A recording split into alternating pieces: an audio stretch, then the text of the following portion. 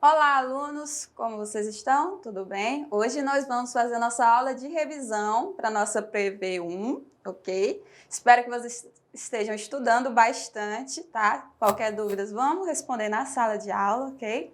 Então, vamos iniciar nossa aula de anatomia, fisiologia 1, tá bom? Primeira aula foi a introdução ao corpo e à organização, né? Nós estudamos ali a definição de anatomia e fisiologia, ok? Definição de anatomia, estudo das estruturas e as relações entre as estruturas. Fisiologia, as funções do corpo e as partes do corpo, como elas funcionam, ok? Então, logo após nós falamos sobre a necessidade das terminologias anatômicas, da posição anatômica, ok? E também os planos anatômicos. Nossa posição anatômica sempre vai ser, ok? Constante, ela é o padrão. O nosso corpo, nossa ilustração, virada anteriormente, tá? Com as palmas das mãos paralelas e voltadas para a face anterior, tá? Membros inferiores juntos, ok? E com também superfície plantar voltada anteriormente, tá? Os planos anatômicos são linhas imaginárias que vão dividir o corpo, né? Eles são definidos pela posição do corpo no espaço, tá? Nós temos os planos verticais e os planos horizontais, tá? Plano sagital, nosso primeiro plano, é um plano vertical, tá? Que ele vai dividir o corpo em lado direito, lado esquerdo, quando ele está dividindo na linha mediana em lados simétricos, nós temos o plano sagital mediano, tá? Nós também temos o plano frontal ou coronal, tá? Ele vai dividir o corpo em metade anterior e posterior, tá? Na nossa imagem é o corte B, esse azul, tá bom? Ele também é um ângulo vertical, ok? Vertical. Ele forma um ângulo reto, um ângulo de 90 graus, com o plano mediano. Aqui o C, o B, o coronal, tá? E os planos transversos, que são os planos horizontais, tá? Que eles vão dividir em metade inferior e metade superior, tá? É o plano A, o verdinho aqui na imagem. Nós também temos os termos direcionais, para identificar uma parte do corpo de acordo com a estrutura, tá? Em relação à outra. Então, nós vamos ter o plano superior, que está acima em relação ao crânio, tá? E o cranial ou cefálico, que se refere em direção à cabeça ou ao crânio, por assim dizer. O inferior, em posição mais baixa, na direção dos pés, podálico ou caudal, em direção aos pés, ou a cauda, tá? A cauda que ela é representada pelo cóccix, tá? Posterior ou dorsal, que está para a face de trás do corpo, a face dorsal do dorso. E o anterior, ventral, tá? Mais próximo à região anterior, ou à frente do corpo. Plano medial, ele está relacionado à linha mediana, ok? Tendo os dois lados direito e esquerdo. Quanto mais próximo à linha mediana, é chamado ali de medial, tá? Lateral, mais distante da linha mediana. Distal e proximal. A diferença do distal e proximal para o inferior e superior, qual é a diferença? Distal e proximal eu utilizo para membros superiores e membros inferiores, os braços ou as pernas, tá? Então, distal, quando ele está próximo à inserção do membro, ok? Próximo. Ai, desculpa.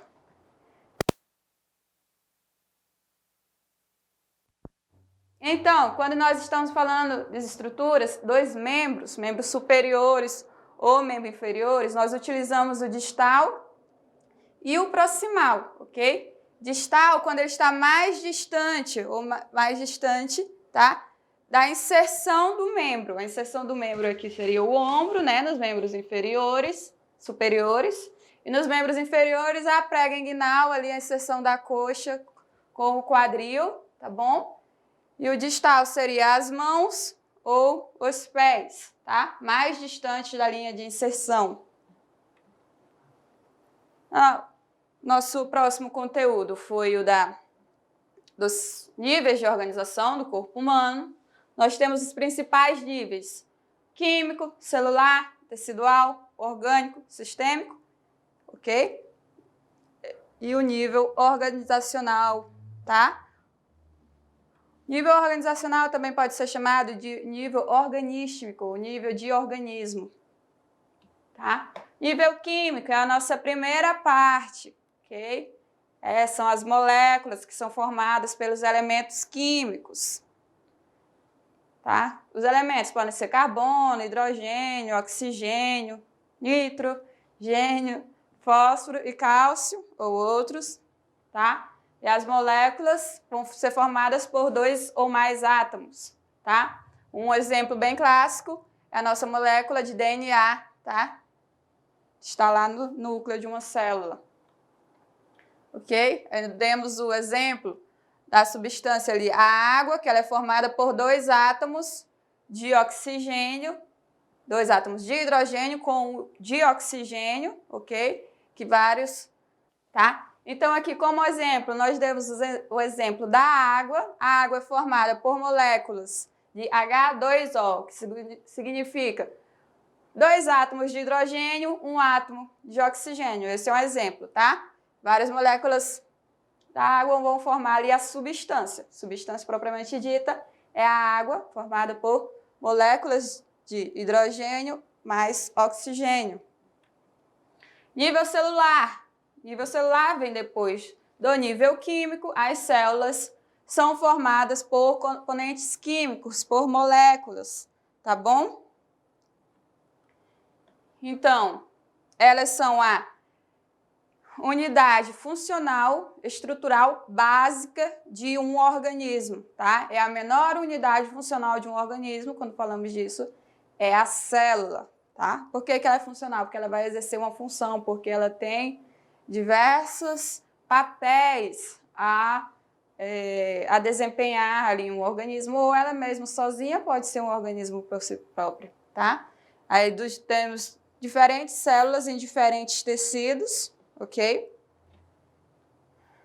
Elas são as menores unidades vivas no corpo humano, tá? E as células, de acordo com a função que ela vai exercer, no tecido onde ela está, ela pode ter uma conformação diferente, ok?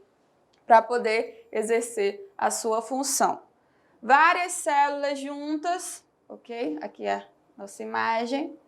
Várias células juntas vão formar um tecido, tá bom? São grupos de células e o material que vai circuncidar as células, tá? Que vão atuar em conjunto para executar uma função específica. Nós temos como exemplo o tecido muscular, tecido nervoso, epitelial, conjuntivo. Nosso tecido muscular, a principal função dele, o movimento, abdução, tá? Transdução, vou puxar, vou esticar, ele está exercendo ali uma função, o tecido muscular, tá? E vão existir os 4 principais, 4 tecidos básicos do corpo humano, seria o tecido conjuntivo, epitelial, muscular e o tecido nervoso, ok? Quando nós passamos ali do tecido, o que é que o tecido forma, tá? Vários tecidos, 1 ou 2 diferentes, ou só um, vão formar um órgão, tá? Porque quando os tipos de tecidos são mantidos juntos, irão formar um órgão, tá?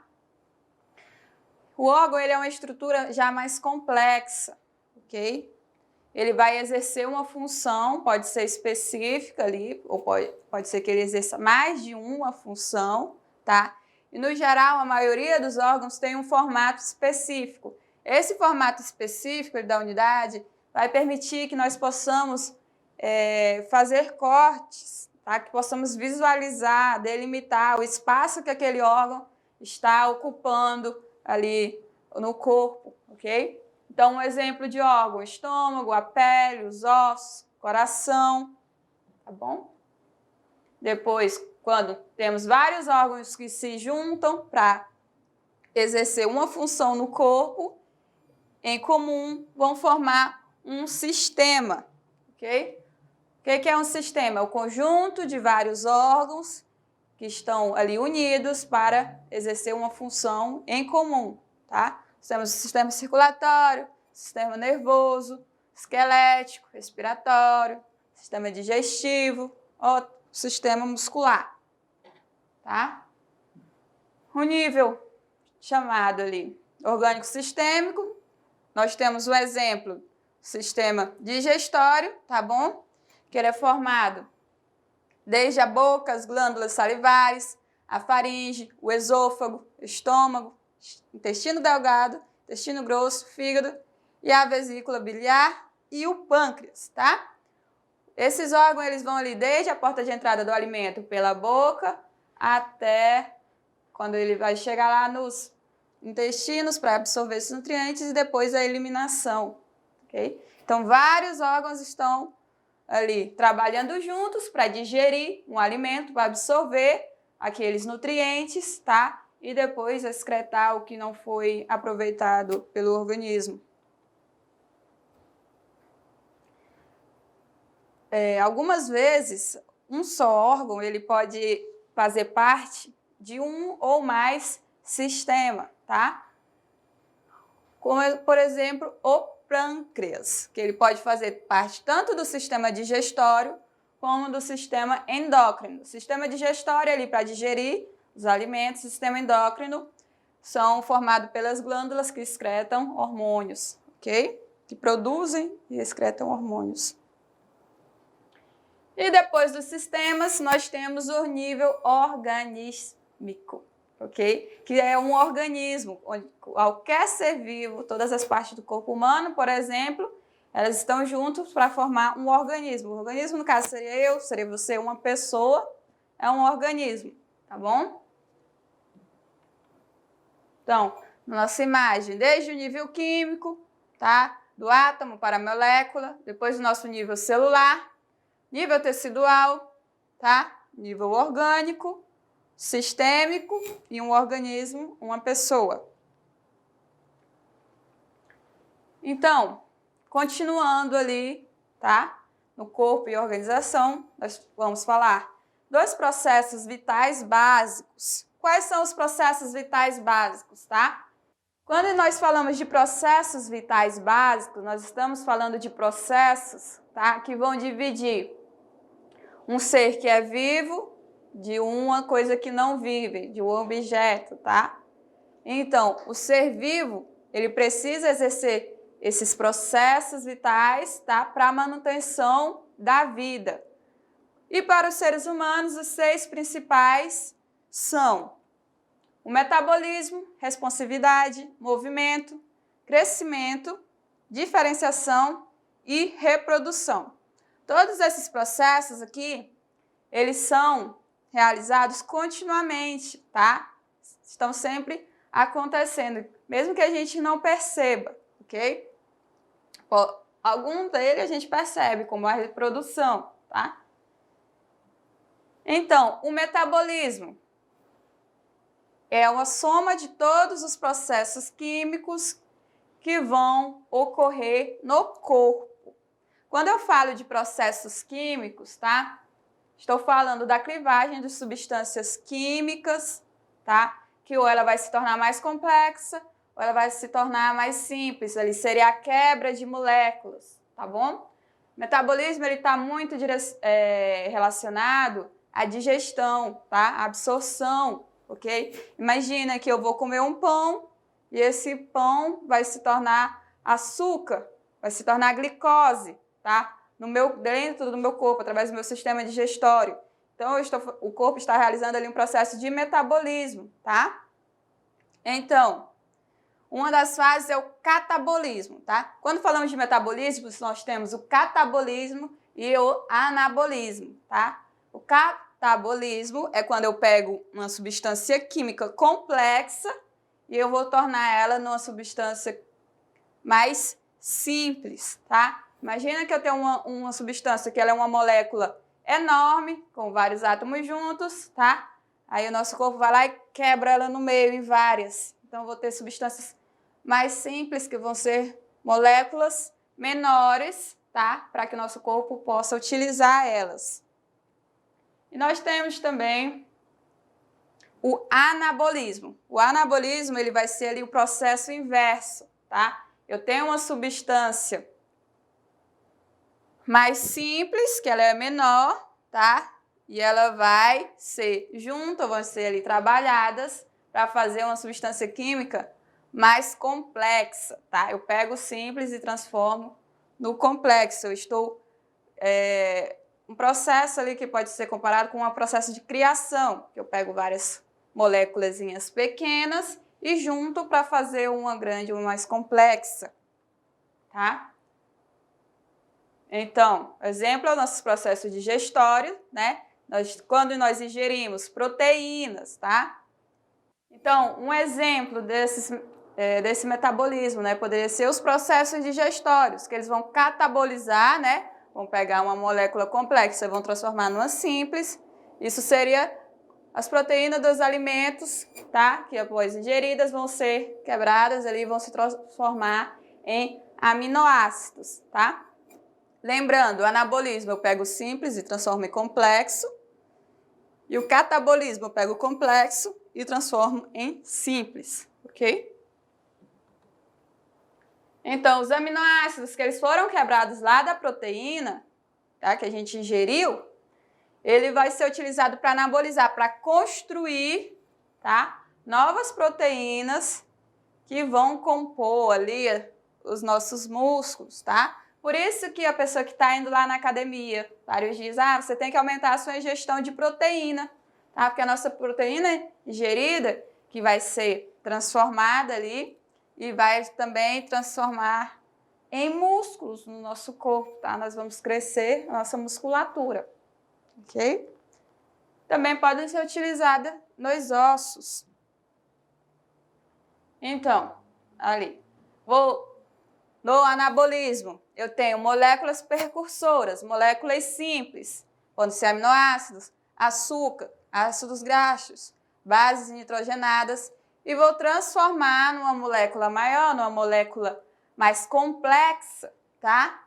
Uma macromolécula, macro de grande, aí eu vou transformar em proteínas, polissacarídeos, lipídios, ácidos nucleicos. No catabolismo, tá? Eu vou ter nutrientes, que são aquilo que eu vou ingerir, tá? Que o nosso corpo absorveu lá pelo sistema digestório. Aí eu tenho os carboidratos, as gorduras, as proteínas, ok? E vão transformar elas em CO2, em H2O, tá? Vou transformar numa molécula mais simples. Imagina que eu tomei um suco. Esse suco ele é formado de vários componentes químicos. Tem lá tantos que vêm da água que utilizei esse suco, da polpa do suco e da açúcar. Então, eu tenho um conjunto de moléculas ali mais complexas. Quando eu vou ingerir, tá? Vou absorver, o corpo vai dividir lá em o que é água, em o que é nutriente, o que é vitamina, que era da polpa, o que era o açúcar, tá? Ele quebrou, ele dividiu, tá? Vou ter H2O, posso ter uma outra coisa ali junto, tá? CO2, moléculas de gás carbônico. São moléculas simples, tá? Nós temos um outro processo. O vital básico seria a responsividade. O que é a responsividade? É quando o meu corpo detecta mudanças, ok? Pode ser do meio externo ou meio interno, tá? E eu vou responder, vou ter uma resposta a essa mudança para que eu consiga manter o meu estado ali de homeostasia, manter esse corpo equilibrado, tá? Então, por exemplo, eu tenho um aumento da temperatura corporal. Essa aumento da temperatura, que vai ser uma febre, foi porque eu tive uma mudança no meu ambiente interno. Pode ter sido a infecção a um patógeno. O patógeno ele poderia ser o vírus da gripe. Então, o meu corpo ele vai responder, tá? Está respondendo à invasão deste patógeno, criando ali um aumento na temperatura corporal, que ele está combatendo esta infecção, tá? Responsividade. Um outro exemplo, né, dos pneus cantando, que é uma resposta a uma mudança no ambiente, tá? Então, nós temos células diferentes no nosso corpo, que elas vão responder a modificações de modo característico, tá? Se é uma célula do sistema nervoso, ela vai gerar sinais elétricos, ela vai mandar informações, né? Que são os impulsos nervosos. Então, ela manda informação para que haja uma resposta, ok? Uma célula muscular, ela responde contraindo, tá? Contrai o músculo para gerar uma força para mover a parte do corpo, entendeu? Então, esses foram exemplos de responsividade. Responsividade também pode ser chamado de feedback, ok? O feedback ali é uma expressão do inglês que a gente vai estar utilizando para essa parte de responsividade, ok? Então, após essas, nós temos o movimento. O movimento já é outro processo vital, ok? Que é quando o corpo, tá? Um órgão ou uma célula, ou até uma pequena estrutura dentro da célula, uma molécula, ela sai de um local para outro local, tá? Ela vai se movimentar. Por exemplo, a ação coordenada dos músculos das pernas para você poder andar, para você se locomover, tá bom? Ou então, quando você se alimenta, aí você ingere um alimento mais rico em gordura, a sua vesícula biliar vai se contrair e liberar a bile no sistema digestório para digeri-la. Então, a bile está fazendo o movimento ali, a nossa vesícula biliar está contraindo, está realizando movimento também. Quando o tecido corporal, imagina que eu tenho um corte na minha mão, tá? Esse corte ali próximo, eu não tinha células de defesa próximo a esse corte.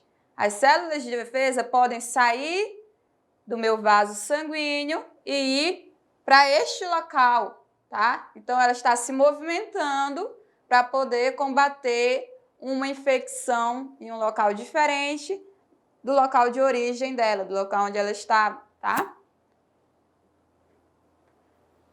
Mais um, outro já processo vital, é o crescimento, tá? Que é o aumento do tamanho corporal resultante do aumento do tamanho das células ou aumento do número de células, ok? Então, esse crescimento eu posso estar referindo ao crescimento de um organismo como um todo, eu posso também estar me referindo à menor unidade funcional, a célula. As células também crescem ou diminuem de tamanho, ok? Então, o tecido, tá, pode aumentar por causa do aumento do material entre as células, tá bom?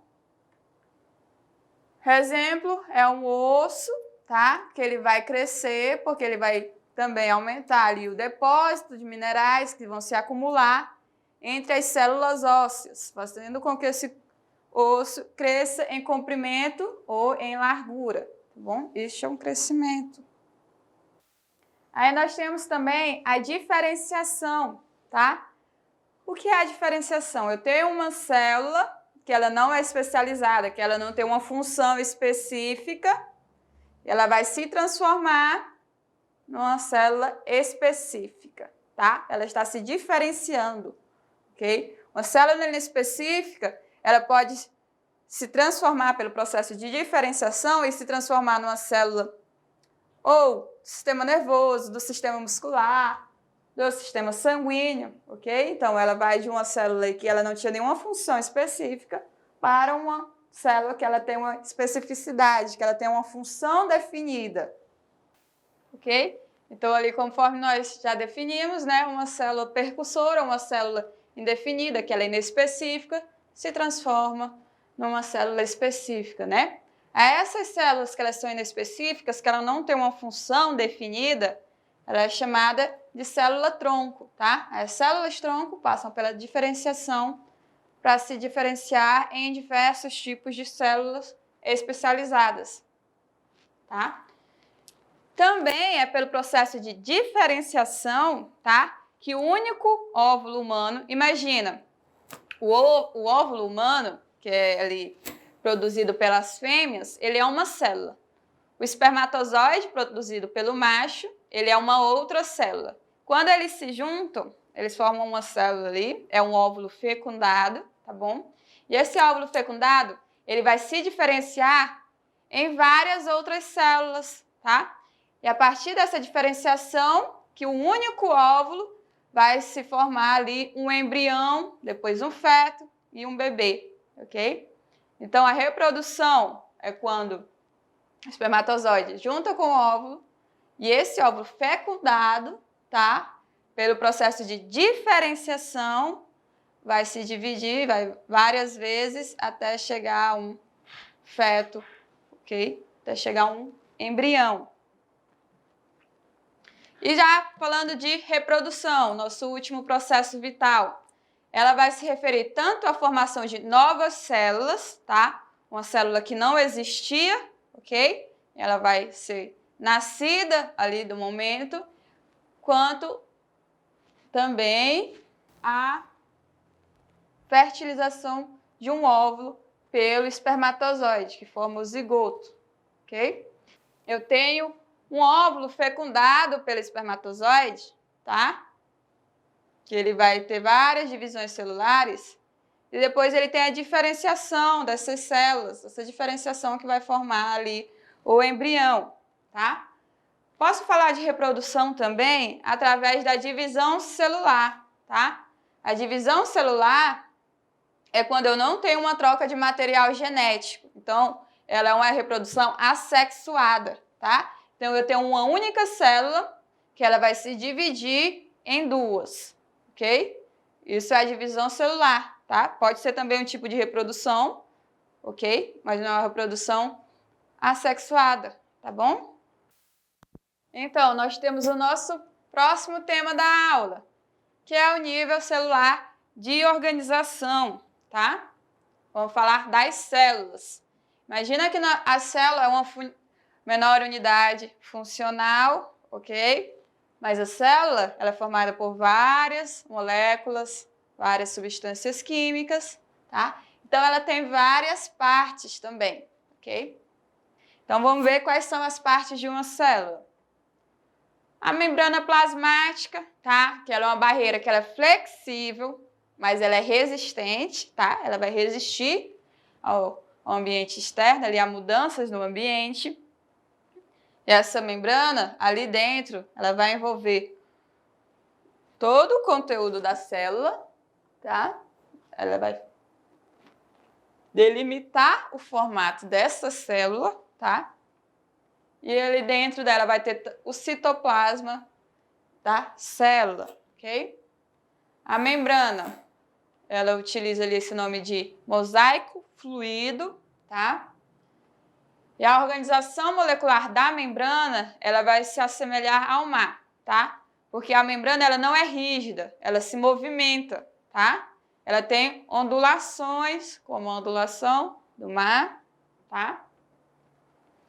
E o mosaico, porque ela é várias partes juntas. Várias partes juntas são várias proteínas, tá? Que vão estar ali na estrutura da membrana.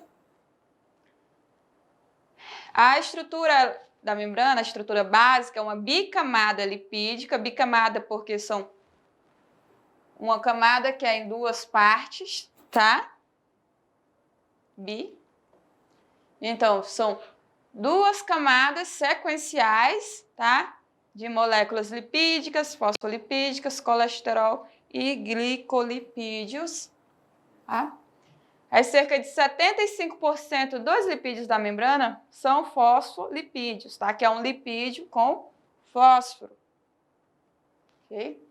Em menor quantidade, nós vamos ter colesterol, que é o esteroide ligado ao grupo da hidroxila, e vários glicolipídios, tá? Glicolipídios é com um grupo de carboidratos, tá? Lipídio e carboidratos juntos. A nossa membrana plasmática, a membrana plasmática de uma célula, ela vai agir ali como uma barreira para separar o meio intracelular, o que está dentro da célula, para o extracelular, é o que está fora daquela célula, tá? Ela também vai controlar o fluxo do que entra e do que sai, tá? Mesmo que ela esteja protegendo, tá? Ela vai ali identificar, tá? Ali nutrientes que estão fora da célula, ela identifica, e se é uma coisa que ela quer, que ela necessita para a célula, ela vai deixar aquele nutriente entrar, tá? Mas é só aí o que ela precisa, ok? Também vai identificar uma célula para outra célula. Exemplos, células do sistema imune, tá? Por que células do sistema imune? Imagina que as células do sistema imune, imunológico, elas vão também identificar células de patógeno, uma bactéria que pode causar uma doença. Então, ela precisa identificar uma célula que é outra célula companheira do sistema imunológico, de uma célula que é uma célula de uma bactéria, tá? Que precisa ser eliminada. Então, ela identifica. E ela também participa na sinalização intercelular. Sinalização intercelular também é utilizada no sistema imunológico, tá? Porque uma célula vai e marca, através dos antígenos, uma célula de patógeno. Essa célula lá marcou. Aí, essa célula do patógeno que foi marcada, vai vir uma outra célula do sistema imunológico que vai fagocitar, que vai comer aquela célula ali do patógeno e vai eliminar ela, tá? Então, são células especializadas no nosso sistema imunológico. E as proteínas que estão na membrana celular, tá? Elas são classificadas como integrais ou periféricas, tá? De acordo ali com a ligação na membrana, se ela está ligada ou não firmemente, tá? A proteína integral, ela está desde o ambiente interno, intracelular, até o ambiente externo, extracelular, tá? E a periférica está só ali em um dos lados da barreira. Então, as nossas células também, conforme elas vão se juntar para formar um tecido, ok? Elas podem se unir umas às outras através dos filamentos proteicos que estão dentro e fora de uma célula. Essa proteína que está ali na membrana, tá, vai exercer essa função também, de ligar uma célula à outra, várias. Então, também temos as glicoproteínas e os glicolipídios, que vão ser ali utilizados para marcadores de identidade celular. O que isso significa? Essa glicoproteína, esse glicolipídio, tá? Ele vai identificar, vai ser ali a carteirinha de identidade de uma célula. Ela está marcando ela como uma célula, de onde for que ela seja, ali, tá? Da função dela. Então, como as membranas são estruturas fluídas, tá? A maioria dos lipídios de membrana também, eles podem ir e voltar, tá? Eles podem se girar, podem mover lateralmente com facilidade na bicamada. Eles não estão fixados no mesmo lugar da membrana, tá bom? Olha aí, uma molécula lipídica pode mudar de lugar cerca de 10 milhões de vezes por um segundo, tá? Podem vagar completamente ao redor de uma célula. Essa fluidez na membrana, ela depende tanto do número de ligações duplas, tá? E compõe a bicamada de acordo com a quantidade de colesterol existente, tá? Cada ligação dupla vai ser uma dobra na cauda de ácido gástrico graxo, que vai aumentar a fluidez dessa membrana. Vai se tornar mais fluida ou menos fluida. Tá? Vamos lá. Outra propriedade da membrana plasmática, ela é permeável, tá? Lembra que eu falei que ela pode pegar algo do ambiente externo e trazer para o interno, ou pode pegar do interno para enviar para o ambiente externo, tá? Isso aí é a permeabilidade da membrana, ok? Então, ela vai permitir a passagem de substâncias, tá? Então, não é toda substância que ela vai falar, que ela vai deixar entrar, não é? Então, é uma permeabilidade seletiva. Ela seleciona o que ela vai deixar entrar para o ambiente intracelular, o que ela vai excretar para fora do ambiente, tá? Para o ambiente extracelular. Então, é esse transporte de material que vai permitir, tá? Que uma célula tenha uma vida ali, tá? Que ela se alimente, que ela excrete o nutriente que ela não utilizou, ok? Então, algumas substâncias, elas precisam ser movidas de dentro da célula para permitir que ocorra uma reação metabólica. As reações metabólicas que a gente viu, pode ser o catabolismo ou o anabolismo, ok? Então, substâncias que foram produzidas também dentro da célula, ela vai ser exportada, mandada para fora, tá? Que é um subproduto. Isso ali eu posso chamar também da excreção de uma célula, ela está excretando, ok? Vamos ali para a próxima, para o citoplasma da célula, tá? O citoplasma, gente, é todos os conteúdos, tá? Que estão entre a membrana plasmática e o núcleo da célula, ok? Imagina que a membrana plasmática é a barreira, tá? Exterior da célula, e o núcleo, tá? É a parte central ali da célula que está lá as nossas informações genéticas. Então, todo esse ao redor ali é citoplasma, tá? Citoplasma, ele é composto tanto pelo citossol quanto as organelas, tá? Então, essas duas estruturas, elas têm funções específicas na célula, tá? O citossol, ele é o líquido intracelular, dentro da célula, tá? É a parte líquida do citoplasma, que vai cercar as organelas, tá? Ele vai constituir 55% do volume celular total. E nós temos o citoesqueleto, que é a rede de filamentos proteicos, ok? Que se estende por todo o citossol. O citossol é a parte líquida, tá? Mas essa parte líquida, ela não está solta, tá? Ela tem filamentos de proteína, tá? Que vão estar ali formando uma rede naquela parte líquida que é o citossol, tá?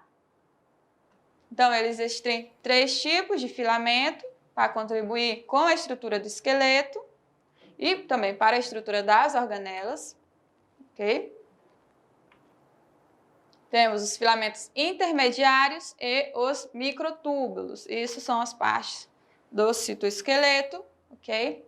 Que ele vai funcionar como um molde para determinar o formato da célula, tá? Então, nós temos também as organelas. As organelas são estruturas especializadas dentro da célula e ela tem um formato característico. Eu consigo identificar uma que é uma organela, tá? Elas vão realizar funções tanto no crescimento, na manutenção e reprodução da célula, tá? A quantidade e o tipo vai ser diferente de acordo com a célula, tá? Elas vão ser variadas. Então, conforme elas tenham funções diferentes, a organela ela vai cooperar na manutenção da homeostasia da célula, ok? Nós temos o centrossomo, que ele vai ser localizado próximo ao núcleo, que é um par de centríolos, material pericentríolo, tá? O centrossomo, tá? Ele é composto pelos centríolos e pelos microtúbulos, tá? Ok. Outra parte da célula aqui interessante para a gente, para nossa aula. Os cílios e os flagelos, tá? Lembra ali que eu preciso ter uma movimentação das células, ok? E o cílio também vai ajudar. E o flagelo, não. Ok. Lembra que a gente tem o movimento das células, tá? Que as células se movimentam. Então, eu preciso de estruturas que possam auxiliar nesse movimento, tá? Então, são os cílios e os flagelos, ok? Elas são projeções móveis, tá? Que ela funciona meio que como um rabinho ali para a parte de fora da membrana celular. Elas são projeções móveis, elas se movimentam, ok? Então, o cílio, ele é uma porção menor, tá? Que ela é projeção semelhante ao pelo, ela é menor, tá? Então, ela vai se estender a partir da superfície da célula. E ela tem um padrão de remada, ok? Ela vai remar ali. São vários cílios juntos, tá? Ele é relativamente mais rígido, ok? E o movimento dele ali e a potência que vai comandar essa rigidez, tá? E durante o movimento de recuperação acima da água, ele também pode se tornar mais rígido ou mais flexível, tá? Então, se eu tenho vários cílios ali na superfície, tá, da célula, ela vai promover um movimento contínuo do líquido ao longo da superfície celular, tá?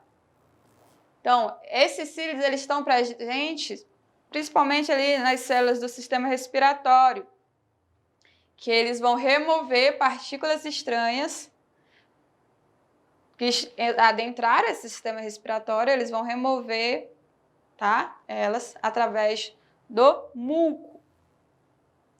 O flagelo, ele se parece com o cílio, mas eles são um pouco mais longos, tá? O flagelo, ele vai gerar um movimento para frente. Se o cílio, eles eram vários, que fazem uma de remada, tá? Em um sentido. O flagelo, ele funciona como um motor ali, como um rabinho, sozinho, tá? Que ele vai fazer o movimento de um eixo por balançar-se rapidamente, tá? Semelhante a uma onda, tá? O exemplo do flagelo é o espermatozoide, tá? O espermatozoide é a célula, o flagelo está ali na célula do espermatozoide, que ele vai impulsionar o espermatozoide na direção do ovócito na tuba uterina. Então, conforme o esperma vai adentrar ali no sistema genital feminino, precisa que ele se movimente até o seu local onde ele vai fecundar este óvulo, né? Então, ele precisa se movimentar. Então, o flagelo vai fazer esse papel, tá? A função, o cílio vai movimentar o líquido através da superfície celular e o flagelo, ele vai movimentar a célula inteira, ok? Então, imagina, aqui está a célula, aqui está o cílio vai movimentar o líquido, o remo, né? E o flagelo é o motorzinho, ele vai transportar uma célula inteira, tá? Temos os ribossomos aqui. Também vamos passar um pouquinho mais à frente da nossa aula, tá? Nível celular de organização, o núcleo.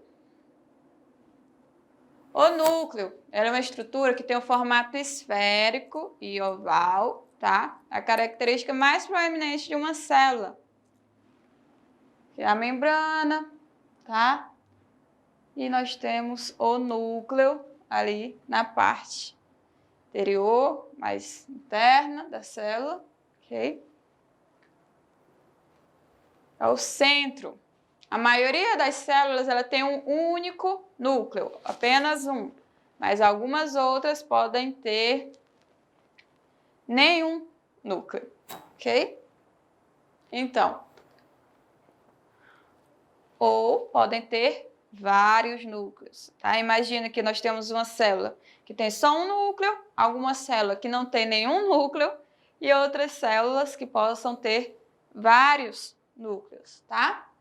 Então, o núcleo, ele também é envolvido por uma outra camada, tá?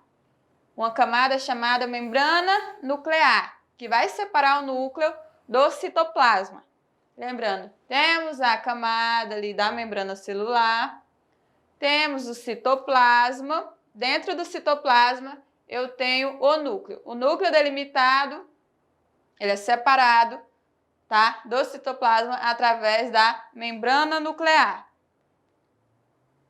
Então, a membrana nuclear também, ela tem bicamadas lipídicas, tá? Dentro do núcleo, eu posso ter nucleolos, tá?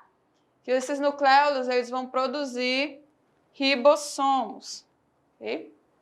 E os nucleolos, eles também vão fazer a síntese do RNA e a organização do RNA em proteínas, tá? Que vão ser subunidades ribossômicas. Eles podem sintetizar grandes quantidades de proteína, ok? No núcleo, propriamente dito, eu vou ter a maior parte das unidades hereditárias celulares, que são denominadas os nossos genes, estão dentro do núcleo, tá? Esses genes, eles são organizados em cromossomos. A célula humana, ela tem 46 cromossomos, ok? 23 de cada genitor, 23 da minha mãe, 23 do meu pai. Então, todos eles vão formar 46, tá? Que estão divididos em 23 pares de cromossomos. Se eu tenho mais ou menos, eu vou ter anormalidades genéticas, tá? Que podem ali modificar todo esse organismo, todo esse ser humano. Ok? Cada cromossomo, ele é uma molécula de DNA, tá? Que ele é enrolada em várias proteínas. Este complexo DNA e alguns RNA também podem estar juntos, vão ser denominados de cromatina. A informação genética, tá, que ela é carregada dentro de uma célula, é o genoma, ok? Então, quais são as funções do núcleo? Tá? Falamos lá. O núcleo, ele controla a estrutura celular, ele direciona as atividades celulares e ele produz ribossomos nos nucleolos, tá? Essas partes de controlar a estrutura e direcionar as atividades é através dos comandos que estão ali introduzidos, que fazem parte dos genes, tá? Então, essa foi a nossa aula de revisão, ok? Espero que vocês tenham estudado bastante, tá? A nossa prova vai iniciar a partir das 17 horas do dia 15, vai até as 23 horas do dia 16, isso no horário de Brasília, tá? Releiam o material didático, relembrem, tá? A nossa prova, você precisa ler bastante, precisa entender, interpretar a pergunta, ok? Espero que vocês possam ter uma boa nota, que todos se saiam bem na nossa PV1. Até a próxima aula.